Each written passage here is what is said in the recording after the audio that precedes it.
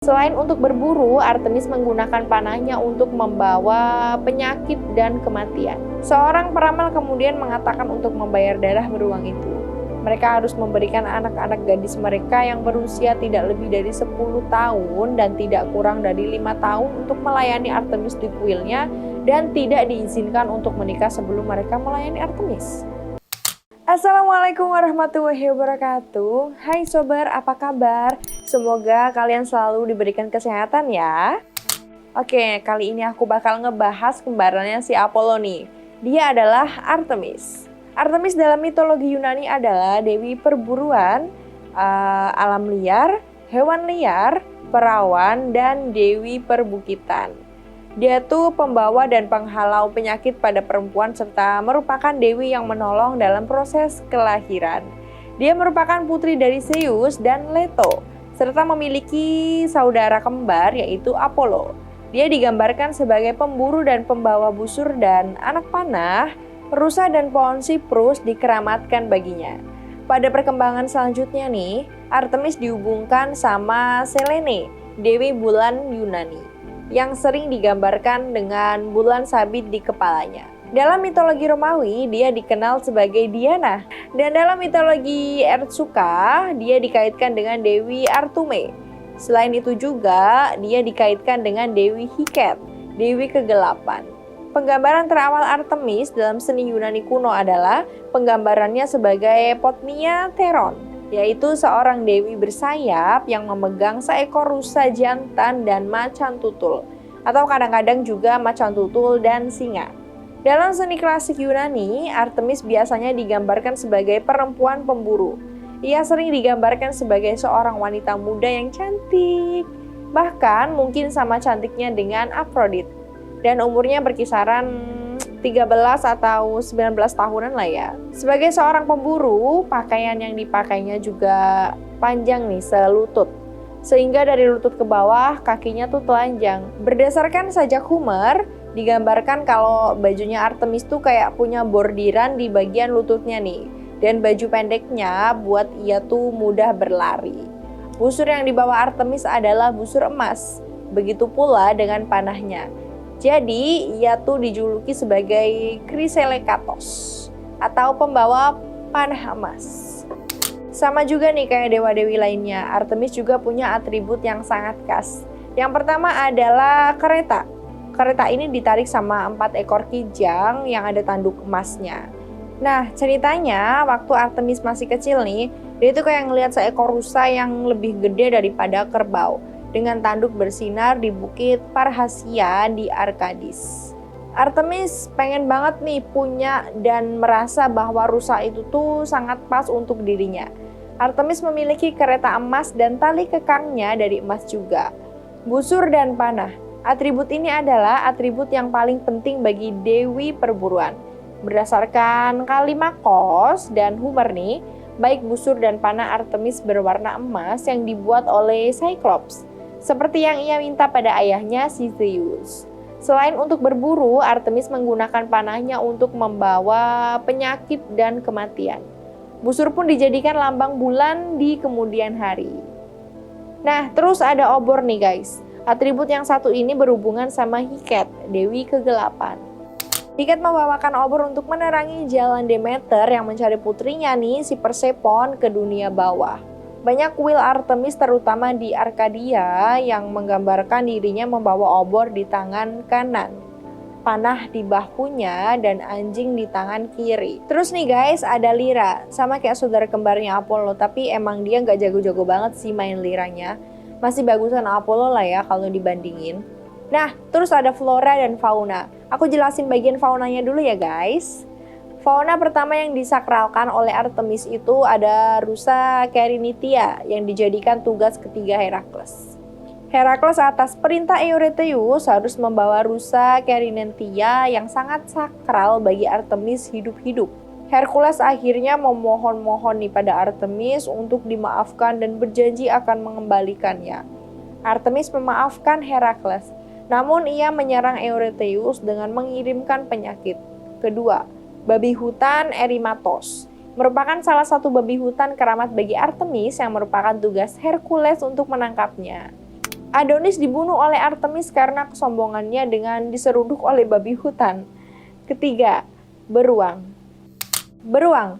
Penyakralan beruang untuk Artemis berkaitan erat sama kisah dari kultus Brauron yang kemudian diceritakan oleh seorang penyair Bizantium Suidas. Artemis dikisahkan menjinakkan seekor beruang dan memperkenalkannya pada rakyat Athena. Dia ngizinin mereka buat main-main nih sama beruang itu dan menjaganya hingga seorang gadis cilik dan temannya mengganggu beruang itu. Beruang yang marah kemudian menyerang si gadis yang kemudian menangis. Kakak dari gadis itu tidak terima dan membunuh si beruang sehingga Artemis marah dan mengirim mereka penyakit. Seorang peramal kemudian mengatakan untuk membayar darah beruang itu. Mereka harus memberikan anak-anak gadis mereka yang berusia tidak lebih dari 10 tahun dan tidak kurang dari 5 tahun untuk melayani Artemis di kuilnya dan tidak diizinkan untuk menikah sebelum mereka melayani Artemis. Keempat, nah ini yang terakhir nih guys, ayam Guinea. Merupakan perwujudan dari para Meleagrid, putri dari Aritolia, yang kakaknya Melagros terbunuh pada penyerangan babi hutan yang ditunjukkan pada Oineus. Karena bersedih, Artemis mengubah mereka menjadi ayam Guinea dan memelihara mereka dengan penuh kasih sayang. Artemis merupakan putri dari raja para dewa, Zeus, serta istrinya si Leto. Artemis punya saudara kembar yaitu si Apollo. Waktu itu Leto harus melahirkan di pulau yang belum pernah disentuh oleh matahari sama sekali.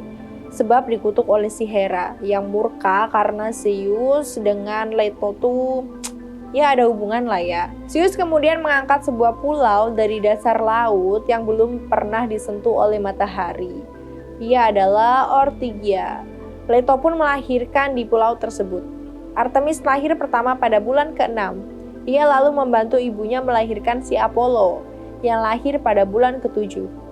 Baru juga 1 bulan udah bisa ngebantu emaknya ngelahirin. Hebat kan? Oh iya, dari sini juga ia dikatakan sebagai dewi persalinan ya guys. Beban Leto nambah nih guys. Gimana caranya dia harus bisa ngerawat si kembar? Nah, kalian tahu kan kalau Hera itu emang lagi nyusahin si Leto? Dia jadi incaran amarah si Hera. Pernah nih, suatu saat ya, mereka tuh pengen pergi kan minum air di danau. Nah, di sana tuh kayak ada beberapa masyarakat di desa itu tuh. Bukan ngebantuin, malah warga tuh bilang kayak, kamu jangan ngambil air di situ dong, gitu. Terus Letonya marah dong. Ini kan danau, bebas dong aku mau minum di mana aja, aku pengen ngambil airnya. Nah, dengan amarahnya, Leto menghukum warga desa berubah menjadi katak. Kisah tentang masa muda Artemis yang paling terkenal adalah berdasarkan himne Kalimakos yang menceritakan bagaimana Artemis yang masih balita duduk di pangkuan ayahnya dan menyebutkan keinginannya yang beragam. Keinginan pertama Artemis adalah kekuatan untuk menjaga dan membuatnya tidak menikah selamanya. Ia pun meminta agar dipanggil dengan banyak nama melebihi Apollo. Busur dan panah yang dibuat oleh Cyclops menjadi Pesphoria atau pembawa cahaya. Tunik sepanjang lutut, 60 okeanid pun menjadi paduan suaranya. Anak perempuan berusia 9 tahun, 20 nimfa Amnides untuk mengikutinya berburu serta menjaga peralatan berburunya, juga anjing berburunya ketika ia beristirahat. Artemis minta pegunungan dan menyebutkan bahwa ia tidak menerima kota apapun karena ia tidak pernah peduli dengan kehidupan kota. Artemis menghabiskan masa kecilnya dengan berlatih berburu, berolahraga, dan juga mengumpulkan peralatan berburu, serta ngumpulin pengikut. Ia mendapatkan 80 pengikut nimfa Amnides dan para okeanid. Ia kemudian mengajak beberapa orang dari mereka untuk mendatangi tempat kerjanya Hephaestus nih, dewa pandai besi, untuk menemukan para Cyclops. Ketika yang lain pada takut nih, Artemis kecil dengan gagah berani masuk dan mencari Cyclops untuk meminta busur serta panahnya. Ia kemudian menemui Pan, dewa hutan yang berkaki kambing, untuk meminta anjing-anjing berburu. Pan memberikannya 2 anjing hitam putih, 3 kemerahan, dan 1 bertotol, dan memberikannya 7 anjing betina dari Arkadia yang larinya tuh sangat cepat. Artemis biasanya hanya membawa 7 anjing untuk berburu. Suatu hari nih guys, Artemis ngehukum Agamemnon karena sang raja membunuh rusa suci di hutan suci dan menyombongkan diri sebagai pemburu paling hebat. Armada Yunani bersiap di Aulis untuk berangkat ke Troya dan memulai perang Troya nih. Artemis menghentikan angin sehingga kapal-kapal Yunani tidak bisa melaju. Peramal Kalkis menasehatin Agamemnon kalau satu-satunya cara buat menenteramkan Artemis adalah dengan mengorbankan putri Agamemnon, yaitu Ifigenia. Ketika Ifigenia akan dikorbankan di altar, Artemis mengambil Ifigenia dan menggantikannya dengan seekor rusa. Artemis lagi mandi sama para nimfa di bukit gunung Kiteron. Nah, ada lagi nih, pas Artemis lagi mandi sama para nimfa di di gunung Kiteron. Nah, saat Akation mengintip, Artemis kemudian mengutuk Akation menjadi seekor rusa yang akhirnya tewas sebab diburu oleh anjing-anjingnya sendiri. Cerita yang lain menyebutkan kalau Akation menyombongkan bahwa dia lebih jago berburu daripada Artemis. Murka, Artemis mengubahnya menjadi rusa dan dimangsa oleh anjing-anjingnya sendiri. Jadi ada dua versi ya guys. Orion adalah teman dekat Artemis. Hyginus, Ovid, terus Hesiod membuat versi di mana yang membunuh Orion adalah Gaia, sang ibu bumi. Ada dua penyebab mengapa Gaia membunuh Orion. Pertama yaitu karena Orion menyombongkan diri dan merasa lebih hebat dari Artemis atau ibunya si Leto. Gaia nggak suka nih sama perkataan itu. Jadi dia ngirim seekor kalajengking raksasa atau Scorpio lah ya untuk membalas kesombongan Orion. Versi kedua, Scorpio berusaha menyerang Artemis dan ibunya. Orion melindunginya dan berkata tidak ada makhluk yang tidak bisa ia bunuh. Gaia kemudian memerintahkan Scorpio untuk membunuh Orion yang sombong. Kedua cerita tersebut diakhiri dengan Zeus yang terkesan pada keberanian Orion dan bersama Artemis mengangkatnya ke langit. Tetapi di sebelah Orion ditaruh pula kayak rasi bintang Scorpio sebagai peringatan pada umat manusia biar gak sombong. Karena itu juga nih guys, kalau rasi Scorpion terlihat, maka rasi Orion pun bakal meredup. Oke guys, jadi hari demi hari pun berganti. Artemis sama Orion pun akhirnya mempunyai rasa cinta. Oke, dan Orion memberanikan diri untuk melamarnya. Wow. Artemis dibutakan oleh cinta sehingga ia menerima begitu saja pinangan Orion. Tanpa mendengarkan Apollo yang mencoba memperingatinya, tapi Artemis udah terlalu tuli untuk mendengarkan Apollo yang akhirnya frustasi dan mencoba jalan lain untuk menghindari pernikahan Artemis. Apollo meminta Gaia untuk mengirimkan seekor kalajengking yang mengejar Orion hingga ia masuk ke dalam laut. Apollo kemudian menantang Artemis untuk menunjukkan kemampuan memanahnya. Tanpa pikir panjang nih guys, karena kesombongannya Artemis menembak benda hitam di tengah laut hingga ombak membawa tubuh Orion ke daratan. Artemis yang berduka nih sedih menangiskan dan menaruhnya di langit. Untuk membalas dendam, Artemis membunuh Kronis, kekasih Apollo. Yang ketiga adalah mengenai Artemis sendiri yang membunuhnya. Ada yang bilang kalau itu karena kesombongan Orion atau karena ia mencoba memperkosa Artemis. Ada juga nih versi lain yang bilang kalau Artemis itu merasa terhina dengan perzinaan antara Orion dan Eos.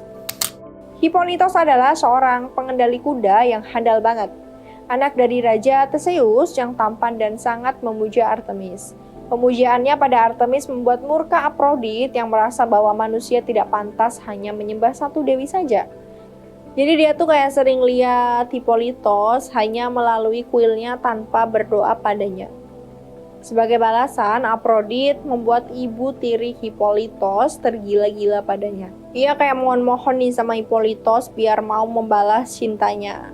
Sementara Hippolytos yang memang menjaga kesuciannya menolak mentah-mentah permintaannya. Karena sakit hati nih guys, akhirnya ibu tiri Hippolytos membunuh dirinya sendiri dengan gantung diri di depan kamarnya, di depan pintu lah ya, dan meninggalkan sebuah surat yang menuduh anaknya. Theseus yang marah menyuruh Hippolytos pergi dan memohon pada Poseidon buat menenggelamkan anaknya. Hippolytos akhirnya tenggelam dan Artemis yang membawa mayatnya kembali pada ayahnya. Ia menceritakan apa yang terjadi sebenarnya dan mengatakan kalau Hippolytos tak bersalah. Theseus menyesali perbuatannya dan Artemis menaruhnya sebagai rasi bintang. Kalisto adalah putri Raja Likaon dari Arkadia. Dia merupakan seorang pengawal Artemis dalam berburu. Sebagai pengikut Artemis, Kalistos haruslah tetap perawan. Suatu hari Zeus bernafsu pada Kalisto dan menyamar menjadi Artemis. Zeus lalu memperkosanya sampai Kalisto melahirkan seorang putra, Arkas namanya. Karena marah, Hera atau Artemis atau kedua-duanya mengubah Kalistos menjadi seekor beruang. Arkas hampir saja membunuh beruang tersebut tetapi dihentikan oleh Zeus. Karena kasihan, Zeus mengangkat Kalisto sebagai rasi bintang-bintang di angkasa. Beberapa pendapat juga bilang kalau Zeus menempatkan Kalisto dan Arkas di langit sebagai beruang, yaitu rasi bintang Ursa Minor dan Ursa Mayor. Giant Aloadae adalah putra Poseidon. Mereka sangat kuat sampai-sampai tak ada dewa yang bisa melukai mereka. Suatu malam nih guys, pas mereka lagi bobo, Gaia membisikkan sesuatu pada mereka. Gaia bilang kalau mereka itu yang seharusnya berkuasa di Olympus. Dan sejak saat itu mereka berusaha menyerang Olympus dengan cara menumpuk-numpuk gunung sampai tinggi banget. Terus menyuruh para dewa untuk menyerah. Mereka juga meminta Artemis dan Hera menjadi istri mereka. Para dewa melawan tapi tidak dapat mengalahkan mereka. Para Aloadae bahkan mampu menangkap Ares dan mengurungnya dalam kendi selama 13 bulan. Artemis terus berubah wujud jadi seekor rusa dan berlari di antara para Aloadae. Mereka saling melempar tombak yang kemudian mengenai badan masing-masing dan akhirnya saling membunuh. Ratu Thebes dan istri Amphion. Niobe menyombongkan bahwa dirinya lebih hebat dari Leto karena dia memiliki 14 anak Niobid. Sementara Leto hanya memiliki sepasang anak. Apollo dan Artemis mendengar ini, mereka langsung membunuh semua anak Niobe dengan panah beracun sehingga anak-anak Niobe mati tanpa suara. Dalam beberapa versi, Apollo dan Artemis mengampuni seorang putra dan seorang putri Niobe. Amphion yang melihat anak-anaknya mati akhirnya ikut bunuh diri deh. Sementara Niobe diubah menjadi batu oleh Artemis. Artemis menyelamatkan bayi perempuan bernama Atalanta setelah ayahnya membuangnya begitu saja. Wow, kasihan. Artemis mengirim seekor beruang betina untuk menyusui Atalanta dan menyuruh para pemburunya untuk merawat Atalanta. Pas sudah gede nih, Atalanta mengikuti perburuan babi Kalidonia. Dalam perburuan tersebut, Atalanta adalah orang pertama yang berhasil melukai babi itu sehingga dia dikasih hadiah kulit babi. Atalanta menggantung kulit itu di hutan suci di Tegea sebagai penghormatan untuk Artemis. Artemis memihak Troya dalam perang Troya dikarenakan saudaranya Apollo adalah dewa pelindung kota Troya. Selain itu juga nih guys, Artemis juga disembah di bagian barat Anatolia. Dalam perang tersebut, Artemis berkelahi sama Hera. Hera merebut tempat anak panah Artemis dan memukulkannya pada telinga Artemis. Artemis nangis guys, terus bilang sama ayahnya si Zeus. Sementara busur dari anak panah Artemis yang berjatuhan diambilin nih sama ibunya si Artemis, si Leto. Sebagai pendukung Troya, Artemis menyelamatkan Aeneas. Aeneas ditemukan terluka parah oleh Apollo di tengah peperangan dan dibawa pada ibu serta kakaknya. Artemis dan Leto kemudian menyembunyikan Aeneas dan mengobati luka-lukanya. Oke guys, jadi itu adalah cerita tentang kembarnya si Apollo, yaitu si Dewi Artemis. Dan kalau teman-teman pengen nih aku ceritain apa aja sih tentang Dewi-Dewi Yunani, teman-teman juga bisa request di kolom komentar ya. Aku Putri Diana pamit dan dadah!